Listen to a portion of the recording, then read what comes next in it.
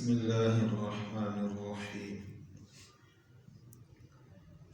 وہو شہر الصبر والصبر ثواب الجنہ وشہر المواساة وشہر الجزاد فی رزق المومن فیہ۔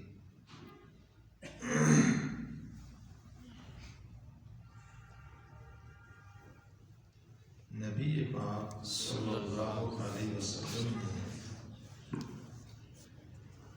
امت کے سامنے اللہ تعالیٰ کی طرف سے پورا مہینہ رمضان کا روزے رکھنے کا حکم سنایا اور روزے کی تعریف بھی بتا دی۔ تو انسان کے لیے سب چیزیں چھوڑنا آسان ہے، لیکن کھانا پینا چھوڑنا تو مشکل ہے۔ انسان کی زندگی کھانے اور پینے کے ساتھ، تو ایک مخصوص ٹائم اور پورا مہینہ کھانے اور پینے کو اور تمام لذت کی چیزوں کو، جنسی خواہش کو مکمل روک دینا۔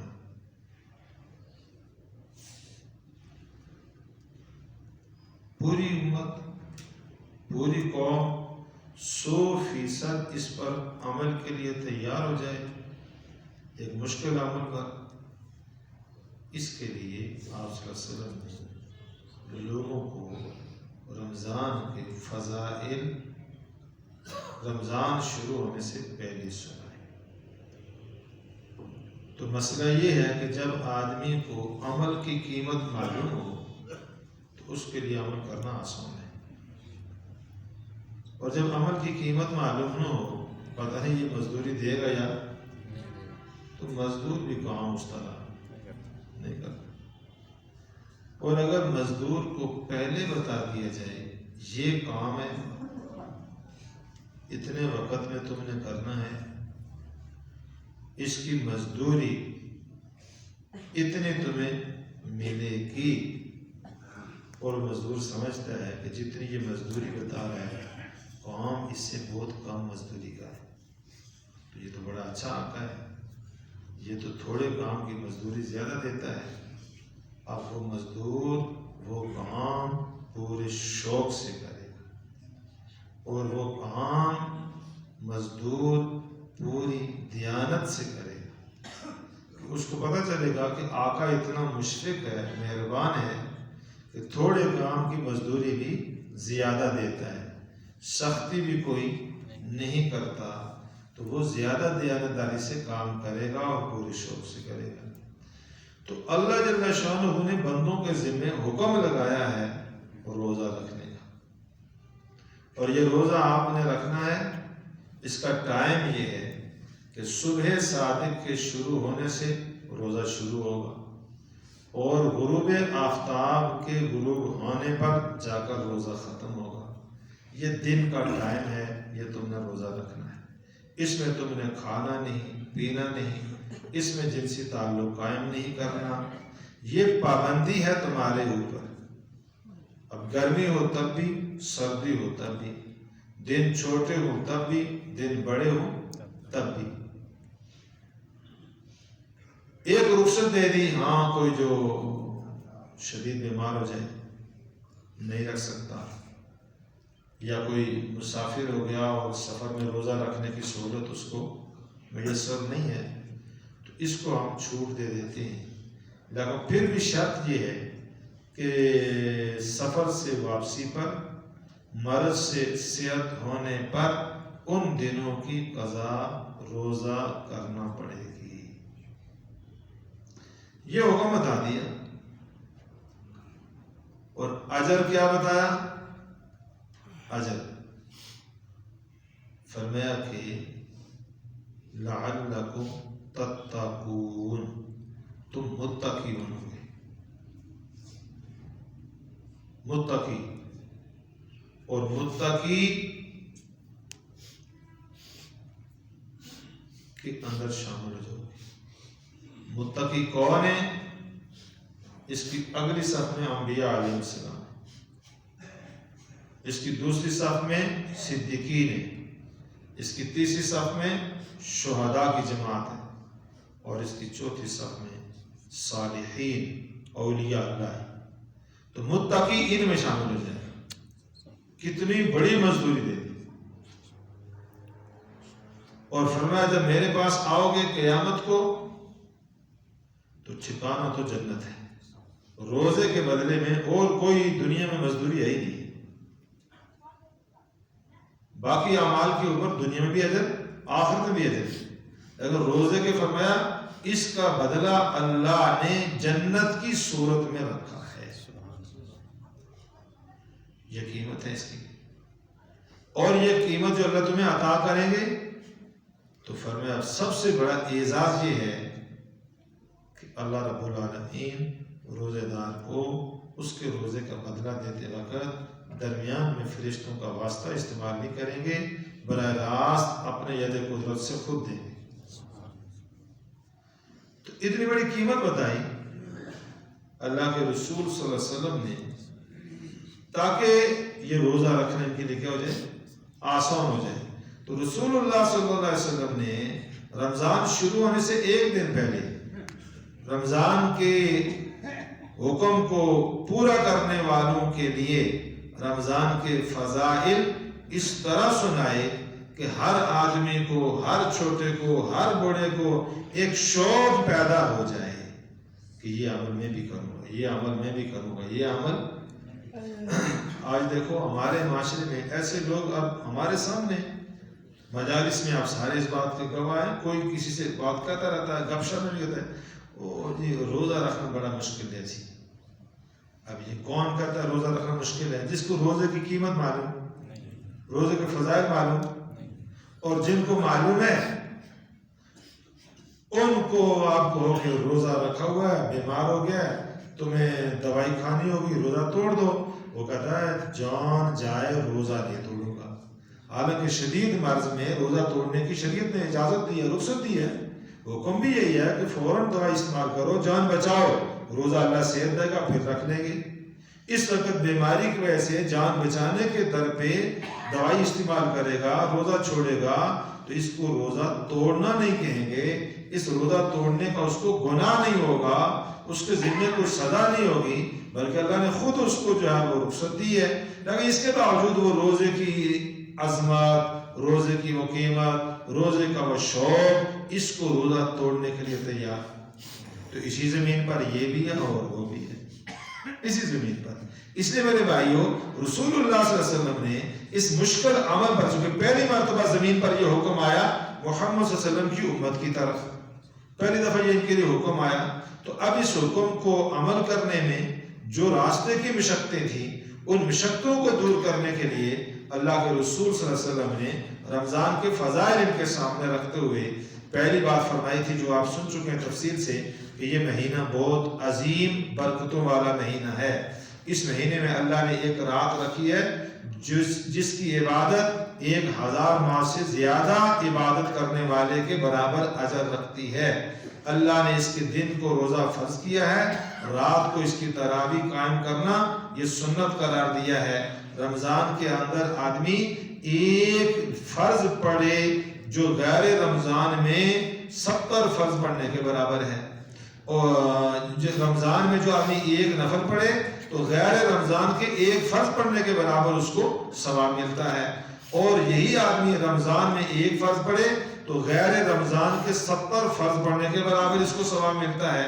یہ قیمت بتائی اللہ کے رسول نے، اور فرمایا روزہ جب شروع ہوگا تو بھوک ستائے گی، پیاس ستائے گی، نیند ستائے گی، پریشانی ہوگی، تو اس پر فرمایا شہر الصبر، یہ 7 صبر کا مہینہ ہے، اور فرمایا جب صبر کرو گے، یہ ساری چیزیں برداشت کرو گے، تو اس کا بدلہ اللہ نے جنت کی صورت میں رکھا ہے۔ تو اللہ کے رسول نے جب روزہ رکھنے کی تاکید، روزہ رکھنے کے فضائل اور روزے میں تکالیف پر صبر کی اہمیت بیان فرمائی، تو پھر یہ ایک اور بات بتائی کہ دیکھو جب تم پورا سال کھا رہے تھے تمہیں پتہ ہی نہیں تھا بھوک کیا ہوتی ہے، تم پورا سال مزے مزے کے پانی اور ڈرنک پی رہے تھے، تمہیں پتہ ہی نہیں تھا پیاس کیا ہوتی ہے۔ آج تم نے روزہ رکھا ہے، بھوک لگی ہے، تو تمہیں پتہ نا بھوک کیا ہوتی ہے۔ تو یہ تیرے محلے میں، تیرے پڑوس میں، تیرے آس پاس یہ غریب لوگ پورا سال بھوک سے تڑپتے رہتے ہیں، یہ بیچارے پیاسے رہتے ہیں۔ ان کے چہروں کی مرجھاہٹ دیکھا کرو، ان کے لباس دیکھا کرو، ان کے جوتے دیکھا کرو، ان کے بچوں کا جو وہ ماحول دیکھا کرو، ان کے گھر کی حیت دیکھا کرو۔ اس سے اندازہ کیا کرو کہ جیسے ہم کو بھوک نے ستایا ہے، ہمیں احساس ہوا ہے، تو ہم تو ایک دن بھوکے ہو گئے تو پریشان ہو گئے، تو یہ تو بیچارے سارا سال اسی طرح رہتے ہیں۔ ان کا حال بھی دیکھا کرو۔ فرمایا یہ روزہ ایسا ہے کہ یہ انسان کو توجہ دلاتا ہے اپنے معاشرے پر نظر کرنے کی۔ وشہر المواسات، یہ مہینہ دوسروں کے ساتھ ہمدردی کا مہینہ بھی ہے، غمخواری کا مہینہ بھی ہے۔ جب لوگوں کے حالات دیکھو تو اپنی بھوک پر قیاس کر کے ان کو بھی کھانا کھلاؤ۔ اللہ اکبر۔ مشرکین مکہ کو اس بات پر شبہ تھا کہ محمد صلی اللہ علیہ وسلم دعویٰ کرتے ہیں کہ یہ اللہ کے رسول ہیں، تو یہ بات صحیح نہیں، اللہ کا رسول نہیں ہے۔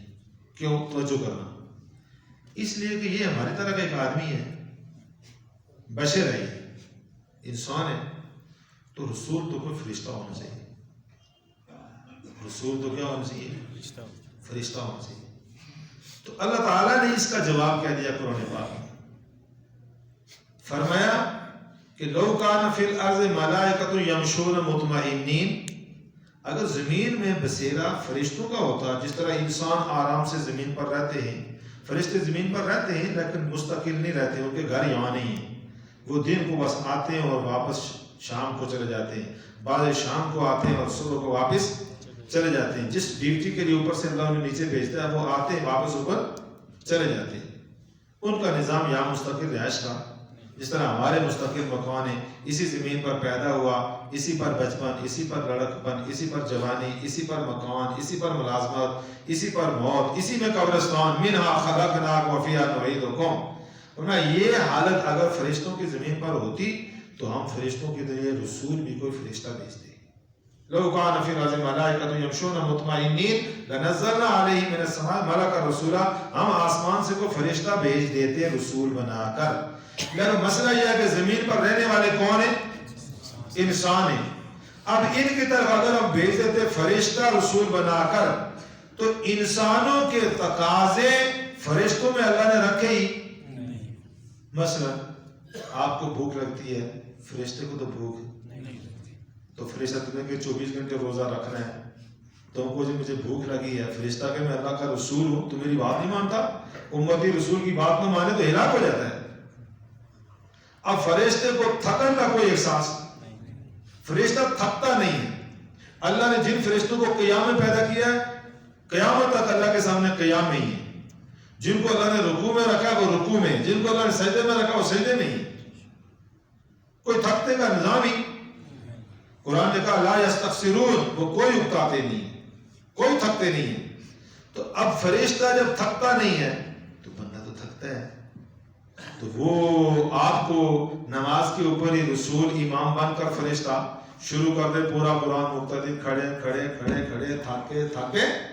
حضور صلی اللہ علیہ وسلم چونکہ انسان تھے، انسان انسانوں کا تقاضا سمجھتا ہے، تو آپ فرماتے ہیں کہ میں جب نماز پڑھاتا ہوں تو کوئی لمبی سورت شروع کرتا ہوں کہ آج لمبا قرآن پڑھوں گا، تو اس زمانے میں پیچھے مستورات کا مجمع بھی ہوتا تھا، وہ بھی نماز پڑھتی تھی، تو فرماتے کہ کسی بچے کے رونے کی آواز میرے کان میں پڑ جائے، توجہ کرو، کسی بچے کے رونے کی آواز میرے کان میں پڑ جائے تو میں لمبی قرات کو چھوڑ کر مختصر کر کے نماز پوری کر دیتا تھا۔ وجہ کہ بچے کے رونے کی آواز جس بچے کی ماں ہے اس کے کان میں آئے گی، اس کا دھیان اللہ سے ہٹ کر بچے کی طرف جائے گا، اس کی نماز کا خشوع خراب ہوگا، اس کا خضوع خراب ہوگا، اس کے نماز کے ثواب میں کمی آ جائے گی۔ اس لیے میں نماز مختصر کر دوں تاکہ بچے کی ماں کی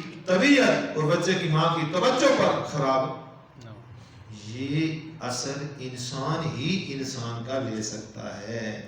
چونکہ اپنے بچے کی تکلیف ہوتی ہے تو دوسرے بچے کی تکلیف بھی. غزوہ خندق ہے، سارے صحابہ خندق کھود رہے ہیں، مٹی اپنے اپنے کندھوں پہ اٹھا کے لے جا رہے ہیں، اور رسول اللہ صلی اللہ علیہ وسلم بھی اس عمل میں امت کے ساتھ پورے شریک ہیں. آپ بھی مٹی اپنے کندھے پر اٹھا اٹھا کے باہر ڈال رہے ہیں. آپ کے کندھے مبارک پر مٹی پر جمی ہوئی ہے. تو ایک صحابی اس دوران آئے، کہنے لگے یا رسول اللہ بھوک لگی ہوئی ہے، یا رسول اللہ بھوک لگی ہوئی ہے اور کھانے کا کوئی انتظام نہیں ہو رہا. اور اس نے اپنے دامن کو اٹھا کر آپ کو دکھایا کہ بھوک برداشت کرنے کے لیے میں نے پتھر باندھے ہیں. تو رسول اللہ صلی اللہ علیہ وسلم نے اسے یہ نہیں کہا بھوک کیا ہوتی ہے، کام کرو، دشمن کا اوپر حملہ ہونے والا ہے، روٹی پھر کھا لو گے، تھوڑی بات ہے. حضور نے یہ نہیں کہا. حضور نے کہا ہاں بھوک تو تمہیں لگے، بھوک مجھے بھی لگی ہوئی ہے، اور تیری بھوک سے میری بھوک بھی زیادہ ہے. اور اپنا دامن اٹھا کے غلام کو تسلی کے لیے بتایا کہ دیکھ میں نے 2 پتھر باندھے ہوئے ہیں، میں نے 2 پتھر باندھے ہوئے ہیں. اسی غزوہ احد میں رات کو حضور صلی اللہ علیہ وسلم نے خیمے میں لوگوں کو جمع کر کے فرمایا کون ہے دشمن کی خبر لے کر آئے. تو حضرت زبیر حذیفہ کھڑے ہو گئے. حضرت حذیفہ تم نے جمع کھڑے ہو گئے، یا رسول میں جاؤں گا. جا کر دشمن کی خبر لے کر آئے. سخت سردی چل رہی تھی، رات کی شدید سردی، اور موسم بڑا سخت تھا مدینے کا، آندھی اور ہوا بھی اس دن چلی.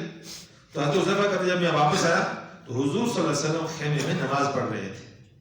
میں آ کے قریب بیٹھ گیا، آپ صلی اللہ علیہ وسلم کو خبر دی، اللہ نے فتح کے سامان کھول دیے، دشمن نے واپسی کا اعلان کر دیا ہے، صبح تک دشمن یہاں موجود نہیں ہوگا انشاءاللہ. حضور صلی اللہ علیہ وسلم خوش ہوئے اور فرمایا اچھا اب تم میرے بستر پر لیٹ جاؤ. اور حضور نے اپنی چادر میرے اوپر ڈال دی کہ تم نے بڑی تکلیف کی ہے اور تمہیں سردی بھی لگی ہے، اب تم آرام کرو. تو سردی کا احساس ہوتا ہے تو دوسرے کو بھی آدمی سردی کا پوچھتا ہے. تو مقصد یہ ہے کہ رسول اللہ صلی اللہ علیہ وسلم نے روزے کے فضائل میں یہ بات بھی بتلائی کہ اے انسانوں جب روزہ رکھنے میں تمہیں مشقت ہوتی ہے تو شہر المواسات، عام غریب لوگوں کی مشقت کا، عام غریب لوگوں کی بھوک کا، عام غریب لوگوں کے لباس کا، عام لوگوں کے گھروں کی ضرورتوں کا بھی خیال رکھو. شہر المواسات یہ غمخواری کا مہینہ ہے. بعض لوگوں کو شوق ہوتا ہے ہمارے ابا جی رمضان میں فوت ہوئے تھے، 10 رمضان کو فوت ہوئے تھے، سال پورا ہو رہا ہے، بس 10 رمضان کو ہم نے ختم دینا ہے. کیوں جی؟ ہمارے یہ ماحول میں ہے بس جس نے جو گھر میں پانا دوسرا آئے چی مولویت ختمے نے من کر. بھائی ہم ختموں کے من کر طریقہ غلط ہے. اب رمضان کا مہینہ ہے، بالکل صحیح بات ہے. آپ کے ابا جی 10 رمضان کو فوت ہوئے تھے تو آپ ابا جی کے لیے 10 رمضان کا دن متعین کرتے ہیں کہ یہی ہم نے ختم دینا ہے. تو رسول اللہ صلی اللہ علیہ وسلم کی شریعت میں کسی کا دن متعین ہے؟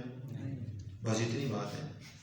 اب تم نے ابا کے لیے سارے ثواب کرنا ہے تو صحیح طریقہ میں بتاتا ہوں.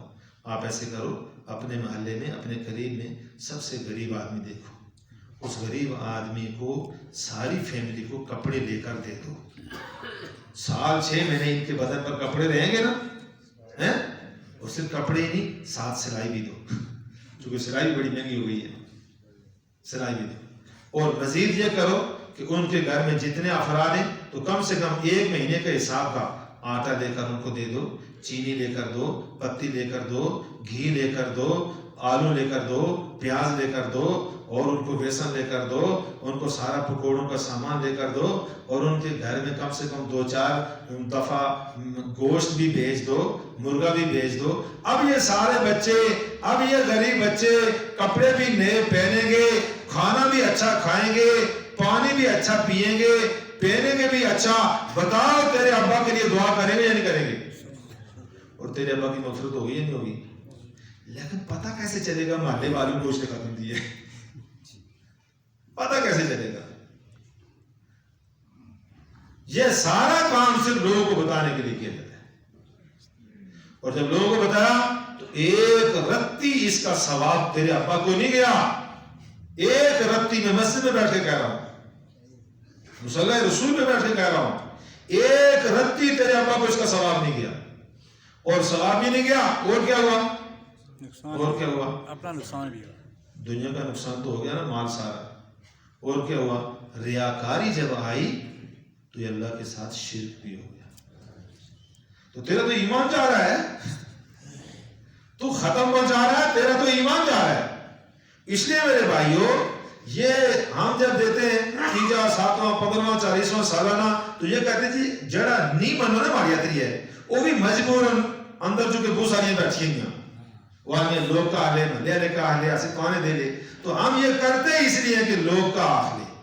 تو جب یہ جملہ زبان پر خود جاری ہو گیا لوگ, تو یہ عمل لوگوں کے لیے ہوا نا, اللہ کے لیے تو اللہ کے لیے تو وہ صدقہ ہے کہ دائیں ہاتھ سے دو بھائی کو بتا, اور ختم دو میرے بھائی, 2 نہیں 3 دو, 10 دو. محلے کے سارے غریبوں کو کپڑے پہنا دے اس طرح, بس محلے کے سارے غریبوں کو آٹے کا ایک تھیلا لے کر دے دو. مجھے ایک ساتھی ایک دن کہنے لگے کہ کوئی ایسی ترتیب بن جائے کہ پورے بازار کے دکانداروں کو آپ ترغیب دیں, اور یہ ایک نظم بن جائے, پورے بازار میں جتنے دکاندار ہیں یہ سارے 50-100 روپیہ جمع کریں, پھر اجتماعی طور پر سامان لے کر اس علاقے کے جتنے غریب ہیں ان کو بلا کر سامان تقسیم کیا جائے. تو میں نے کہا الحمدللہ ہمارے علاقے میں بہت سارے لوگ اپنے لوگوں نے ٹرسٹ بنائے ہوئے ہیں, اپنا کچھ نظم چلایا ہوا, اس اعتبار سے کر رہے ہیں. اب اس کے اوپر ایک نیا کام ہم شروع کریں تو پھر وہ بجائے اتحاد کے اور ایک اختلاف, اور یہ بجائے قریب ہونے کے دور. اس لیے اجتماعی طور پر ترغیب ہم بھی دے دیتے ہیں کہ یہ شہر المواساۃ غمخواری کا مہینہ ہے, صرف نمازوں پر اور روزے پر اور تراویح پر ہی زور نہ دو, اپنے پڑوس میں غریبوں کی بھوک کا بھی کیا رکھو, خیال رکھو. اپنی افطاری کے وقت دسترخوان پر دیکھتے ہو اتنا مال جمع ہوا ہے, تو ذرا دیکھو ہمارے پڑوس میں جو غریب ہیں ان کے دسترخوان پر بھی افطاری ایسی ہوتی ہے, ان کی ایسی افطاری نہیں ہوتی, ان کے لیے بھی سامان کا انتظام کرو. اللہ مجھے اور آپ کو سمجھ کی توفیق عطا فرمائے. تو اللہ کے رسول نے فرمایا شہر المواساۃ, یہ رمضان کا مہینہ غمخواری کا مہینہ ہے, ہمدردی کا مہینہ ہے, دوسروں کی دیکھ بھال بھی کرو. اس سے وجہ سے اللہ تعالیٰ تمہارے رزق میں بھی اضافہ فرمائے گا. باقی باتیں پھر انشاءاللہ